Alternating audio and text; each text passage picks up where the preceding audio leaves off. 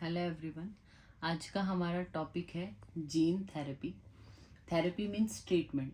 कोई भी medical condition जब उसको हम ट्रीट करने के लिए जीन का यूज़ करते हैं उसको हम बोलते हैं जीन थेरेपी। मेनली हेरिडिटरी जो डिजीज़ है उनको ट्रीट करने के लिए किया जाता है। इसमें क्या होगा, जीन हमारी क्या होती है, एक स्पेसिफिक पैटर्न है जो एक करेक्टरिस्टिक को डिनोट करता है। मतलब कोई भी एक जीन है वो एनकोड करती है किसी एक फीचर के लिए। जैसे एक पर्सन की हाइट है, सबकी हाइट एक जैसी नहीं होती, सबका कॉम्प्लेक्शन एक जैसा नहीं होता, आई का कलर, ये सब जो फीचर है वो एनकोड करता है हमारा जीन। ठीक है, तो जीन में या तो पूरी की पूरी जो जीन है जो एनकोड करने वाली है किसी एक फीचर को वो मिसिंग हो, या फिर उसमें कोई म्यूटेशन आ जाती है, तभी कोई डिजीज प्रोड्यूस होगी। तो ये जीन थेरेपी में क्या किया जाता है कि जो मिसिंग जीन है या फिर ऐसा प्रोटीन जो उस चीज को एनकोड करता है वो बॉडी में इंट्रोड्यूस किया जाता है। मतलब जो मिसिंग जीन है उसके लिए, म्यूटेटेड जीन है उसके लिए, और एक या फिर एक नई जीन ही इंट्रोड्यूस की जाती है जो एक नोवल फंक्शन परफॉर्म करती है बॉडी में जाके। तो फर्स्ट जो सक्सेसफुल जो जीन थेरेपी है वो 14 सितंबर 1990 में हुई थी। And the patient is suffering from the disease called severe combined immunodeficiency, sorry. अब हम बात करते हैं इसके टाइप्स की। तो ये दो तरीके का है, सोमैटिक और जर्म सेल थेरेपी। सोमैटिक क्या है, जो हमारी रिप्रोडक्टिव सेल्स हैं, जो जैसे एग है या स्पर्म है, उसको छोड़ के जो भी बॉडी की सेल है वो सोमैटिक होंगी। तो जब हम जो भी जीन है वो हमारी सोमैटिक सेल में इंट्रोड्यूस करते हैं तो उसको हम बोलते हैं सोमैटिक जीन थेरेपी या सोमैटिक सेल थेरेपी उसको बोलेंगे। अब जब हम ये नॉन प्रोडक्टिव या नॉन रिप्रोडक्टिव सेल में कर रहे हैं तो इससे आप समझ ही सकते हैं कि ये एक इंडिविजुअल में चेंज लाएगी। मतलब एक पर्सन है ए, वो एक बीमारी से अफेक्टेड है, उसकी हम सोमैटिक सेल में नई एक जीन इंट्रोड्यूस कर रहे हैं। तो सपोज ये इस पेशेंट को है मल्टीपल स्क्लेरोसिस,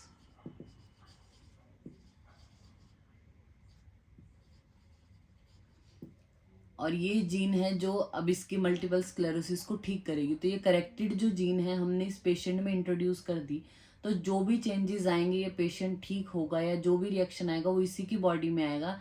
इसकी फ्यूचर जनरेशन को ये चीज़ पास ऑन नहीं होगा, फ्यूचर जनरेशन में पास नहीं होता है ये। यानी आप इंडिविजुअल पेशेंट को ठीक कर सकते हो इससे। ये डिजीज़ अगर वो आगे जाने वाली है तो वो आगे जनरेशन में जाती ही है, इसको आप रोक नहीं सकते। सोमैटिक में जर्म सेल में क्या होता है, इसमें आप जो जर्म सेल्स हैं, जो एग है, स्पर्म है, उसी में आप जो है वो चेंजेस कर देते हो। जब ये चेंजेस कर दोगे तो ये जो इन्फॉर्मेशन है वो फ्यूचर जनरेशन में पास होती है। यानी एक तरीके की अगर आपने डिजीज को ट्रीट करने के लिए ऐसा यूज किया तो फ्यूचर जनरेशन में भी वो डिजीज कभी नहीं होगी किसी को। तो आजकल जो ये है इसको बैन किया हुआ है, ये नहीं की जाती इथिकल इश्यूज की वजह से। क्योंकि पर्टिकुलर अगर ऐसा है तो सब ऐसे ही जीन थेरेपी करा के कोई पर्टिकुलर बीमारी अपनी पूरी उससे निकाल ही सकते हैं ना जनरेशन से। तो इथिकल इश्यूज की वजह से ये जो जर्म सेल थेरेपी है इसको बंद किया गया है। मेनली जो होती है वो सोमैटिक है, जो इंडिविजुअल को ही जो है वो हेल्प करेगी। अब आते हैं इसकी फॉर्म्स क्या होते हैं। ठीक है, फॉर्म में अगर हम बात करें इसकी होता है इन वीवो और x Vivo. In vivo means inside the body. Suppose ये पर्सन ए है जिसको कोई भी एक डिजीज है जिसके लिए हम उसको जीन थेरेपी दे रहे हैं, तो एक वेक्टर होगा। मतलब डायरेक्ट तो जीन अपने आप करेक्टेड चली नहीं जाएगी, तो एक वेक्टर हमने लिया जो इस करेक्टेड जीन की कॉपी को यहाँ तक पहुँचाएगा। ये एक वेक्टर हमने लिया, ये हमने डायरेक्ट इनहेलेशन के थ्रू, इंजेक्शन के थ्रू डायरेक्ट ब्लड में हमने क्या किया, इसके डाल दिया इस पेशेंट के। अब ये अंदर जाके मल्टीप्लाई होगा और जो करेक्टेड जीन है वो पेशेंट तक पहुंच गई डायरेक्टली, इसकी बॉडी ने इसके साथ रिएक्ट किया और ये पहुंच गई। That is in vivo. X Vivo में क्या होता है, ये पर्सन ए है, इसकी बॉडी से हमने हेल्दी सेल्स या फिर अफेक्टेड जो सेल्स हैं वो सब ले ली। एक ये पेट्री डिश है, इसमें इस पेशेंट की सेल्स हैं। ठीक है, देन इधर हमने अपना वेक्टर तैयार किया जो हमारी करेक्टेड जीन की कॉपी को यहाँ तक लेके जाएगा। ये पेट्री डिश है, इसमें ये जो है वो ये आपस में अब रिएक्ट करेंगे। करेक्टेड जीन की कॉपी यहाँ डाली, आपस में ये रिएक्ट करेंगे तो एक नई कॉलोनी बनेगी ना सेल्स की, जिसमें ये करेक्टेड जीन की कॉपी होगी। अब ये जो सेल्स हैं इसमें करेक्टेड जीन की कॉपी है, तो ये हमने दोबारा से अब क्या कर दी, इस पेशेंट में इंट्रोड्यूस किया। मतलब जो रिएक्शन होना था वो आउटसाइड द बॉडी हुआ, इसलिए इसको बोला एक्स वीवो। इसमें इनसाइड द बॉडी हुई सारी रिएक्शन, इसलिए इसको बोला है इन वीवो। अब हम जैसे हमने बात की वेक्टर की, तो वेक्टर क्या होता है, उस चीज को पास ऑन करने वाला। तो ये दो तरीके के होते हैं, वायरल वेक्टर और नॉन वायरल।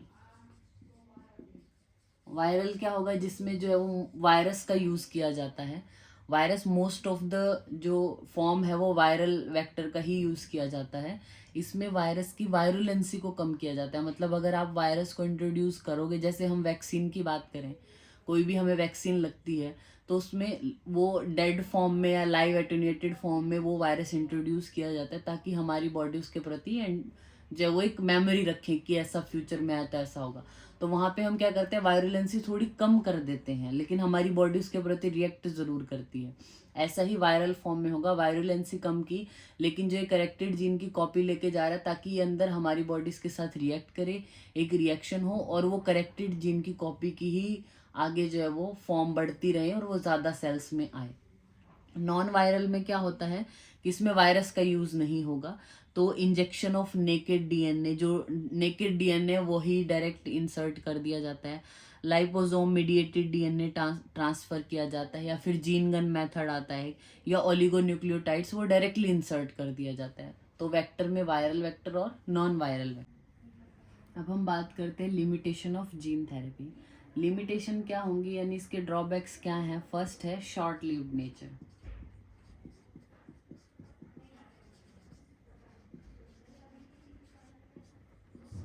आपने एक बार किसी में जीन इंसर्ट की है, अभी इससे पहले आपने देखा कि हम जो वो इन वीवो या एक्स वीवो फॉर्म में हमने इंसर्ट किया, तो कुछ अमाउंट ऑफ सेल ही हैं जो इंट्रोड्यूस होती हैं, वो भी एक्स वीवो में।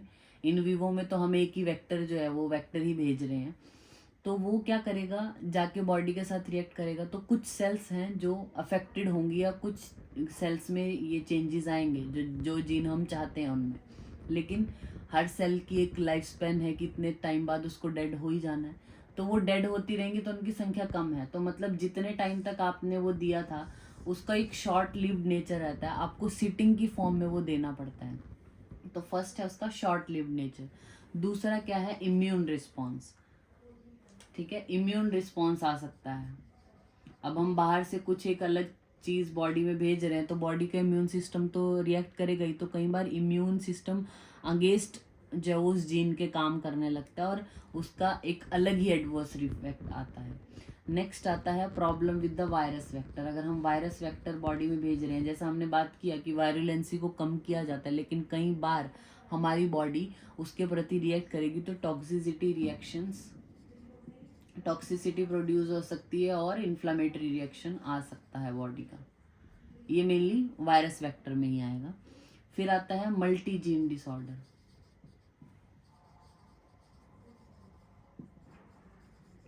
अब बहुत सारी डिजीज ऐसी हैं, सपोज हम बात करें जैसे हाइपरटेंशन है, डायबिटीज़ टाइप 2 है, जो अल्जाइमर्स डिजीज़ है, रूमेटॉइड आर्थराइटिस है, ये ऐसा नहीं है कि एक ही फैक्टर पर डिपेंड करती हैं, ये मल्टी फैक्टोरियल डिजीज़ हैं और मल्टी जीन इन्वॉल्व इनमें होती है। तो क्या होगा, अगर कोई मल्टी जीन डिसऑर्डर है या मल्टी फैक्टोरियल डिजीज़ है, मतलब जेनेटिक इन्वॉल्वमेंट भी, जीन का इन्वॉल्वमेंट भी है जिनमें, और भी अदर फैक्टर हैं, तो हमने जीन को करेक्ट कर लिया लेकिन अदर फैक्टर पेशेंट के ठीक नहीं हुए, तो मल्टी जीन डिसऑर्डर जो हुए, मल्टी फैक्टोरियल जो हैं, उनमें ये ज़्यादा हेल्पफुल नहीं होगा। अगर कोई सिंगल जीन की वजह से डिफेक्ट आ रहा है, सिंगल जीन की वजह से प्रॉब्लम हो रही है, उसमें 100% अच्छे रिजल्ट आने ही वाले हैं, लेकिन मल्टी जीन इन्वॉल्वमेंट जहाँ पे है तो वहाँ पे इसके रिजल्ट इतने इफेक्टिव नहीं आएंगे।